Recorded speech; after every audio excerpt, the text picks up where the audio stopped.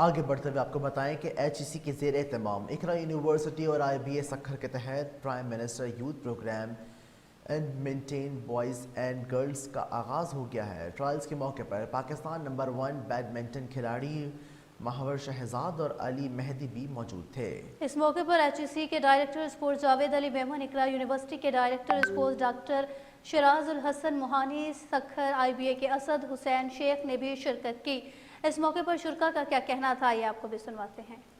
بہت زیادہ اچھا انیشیٹو ہے اور یہ نہ کہ صرف کراچی یا سندھ میں، یہ پورے پاکستان میں ہو رہا ہے، کوئٹہ میں بھی ہے، پھر پنجاب میں بھی ہے، تو کافی اچھا انیشیٹو ہے۔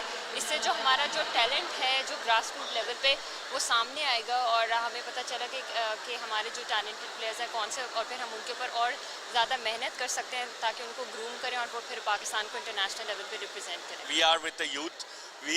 We want to give the opportunities to the youth of the Pakistan. آج پورے پاکستان میں تقریباً بیڈمنٹن کے ٹرائلز ہو رہے ہیں میجر سٹیز میں، انشاءاللہ اور بھی سٹیز میں ہوں گے، تقریباً 27 سے 30 سٹیز میں انشاءاللہ ہم کر رہے ہیں اس کو۔